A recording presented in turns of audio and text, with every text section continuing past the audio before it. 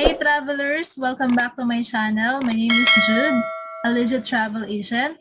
Kaya kung ikaw ay gustong magpabook ng airline tickets, domestic and international, hotel accommodation, tour packages, ferry, travel insurance, i-message mo lang ako sa aking Facebook Travel and Tours page para masagot ko yung mga inquiries mo at mabook ko ang iyong ticket. Ito yung 5 simple steps na pagdadaanan mo kung ikaw ay mag-book ng ticket through a travel agent. Step 1, inquire ticket. Provide me your origin, destination, travel date, preferred airline, and time para ma-check ko yung presyo sa travel date na gusto mo.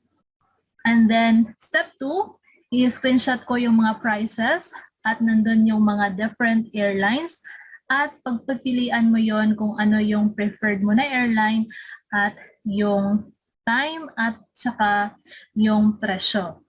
And then step 3, once na nakapili ka na and magsasend ka sa akin ng payment through GCash or bank transfer. And step 5, once payment is confirmed, ibubuk ko yung ticket mo at i-send ko sa iyong messenger or sa email ang iyong ticket, ang iyong itinerary. Hindi katulad sa iba na kahit na nakapagbayad ka na sa 7-Eleven or sa Cebuana, pero inaabot ng ilang hours bago mo nakuha ang iyong itinerary, bago nila na-send sa iyong email. Sa akin, once na nakapagbayad ka na, nabook ko yung ticket mo, after ilang minutes, isa-send ko sa iyo ang iyong ticket. Ako na bahala lahat, ako na yung mag-online check-in, ako na yung kung may mga changes kung sakali, ako na yung halimbawa nag-rebook or kung gusto mo magpapa-add ng baggage, ako na din yung gagawa nun without additional charge. At sa mga naghahanap ng extra pagkakakitaan kahit nasa bahay lang or kung ikaw ay isang empleyado, merong 8 to 5 job but you still need another source of income, tingnan mo tong nasa screen. Wanna discover how to earn up to 10,000 income potential weekly? Build your online business with our ready-made platform that works globally. Enjoy this e-commerce platform, be a supplier or earn passive income as an affiliate, e-loading, bills payment, worldwide airline ticketing, tour packages, hotel accommodations, bus, ferry transports, visa assistance, travel, insurance. So lahat ng ito ay pwede mong pagkakakitaan. I-click mo lang yung link below this video para mapanood mo yung aming free sales video presentation. And after watching the video at may question ka, i-message mo lang ako sa aking personal Facebook para ma-assist kita at masagot ko yung mga questions mo. And if you're wondering how to get an e-visa, health declaration, or if you want to renew your passport, here's iVisa, simplifying travel around the world, fast and easy service for your peace of mind. Online travel visa check, find visa information for all countries. For example, where am I from? If you're from Philippines, and then you are traveling to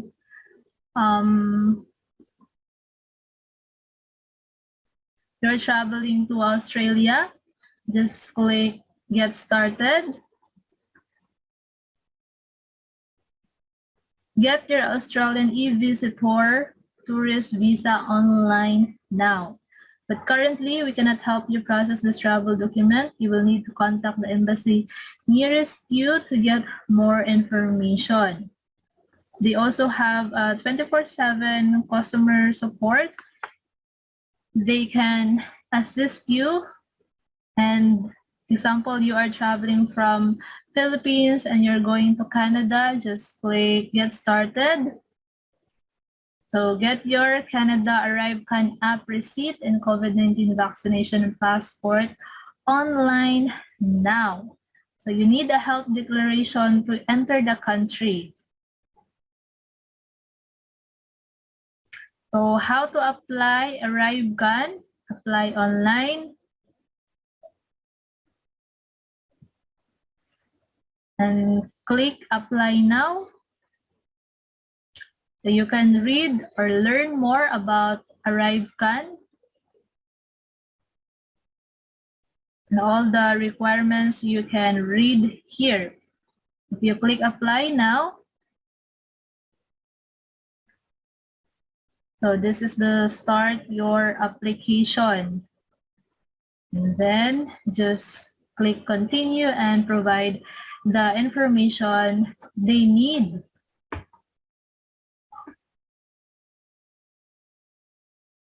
So 1.2 million happy customers, 99% on-time delivery, and 10 years of experience here in iVisa. So most popular destination, Australia, Colombia, India, Mexico, Turkey. Why choose iVisa? Because of speed and simplicity, get approved, secure and safe, awesome support. How it works, electronic visa or e-visa. Fill out application and click apply. If e-visa on arrival, click apply. Health declaration, apply online. Get your health declaration via email, take your trip, and then apply now. So this is also your guide. Easy application, support 24/7, proper documentation, and then get your visa. Customers have great stories about us. They have many happy customers in iVisa. They also have customer support 24/7. If you need assistance, just click the icon, just message them. They also have suggested articles for you to read. Okay, so just click the link in the description if you want to visit iVisa, if you need anything about e-visa, health declaration, or you want to renew your passport. Just click the link in the description and then explore iVisa site. And now I will show you how to pay balance amount if your travel fund is insufficient. So log in to your My Cebu Pacific account, and if you have an amount due, just click the pay now. And here in payment method section, how would you like to pay? If you have a fund in your travel fund, then just click travel fund. And here the booking total is 4,218 and the available balance in the travel fund is only 1,216. So your travel fund balance is insufficient. Please select another payment method to complete your booking. Amount to pay, 4,218. So select payment method. You can pay using your credit, debit, or prepaid cards, and also using your e-wallet. If you would like to pay using your credit card, just click it and only Amex card, Visa ang tinatanggap. Enter your card number and then your details. And then if you want e-wallet, just choose if PayMaya, GrabPay, or PayPal and GCash. And also, if payment center naman, i-click lang itong payment center. And after that, click I fully understand and click submit. So that's it. That's how easy to pay balance amount if your travel fund is Insufficient. Okay, thank you so much for watching this video. If you have question, just comment below and I will try my best na masagot ko yung question mo if may vacant ako and if alam ko yung aking isasagot. Again, if you're looking for a legit travel agent to book your ticket, just message me in my Facebook Travel and Tours page para ma-assist kita. Don't forget to like and subscribe. God bless everyone.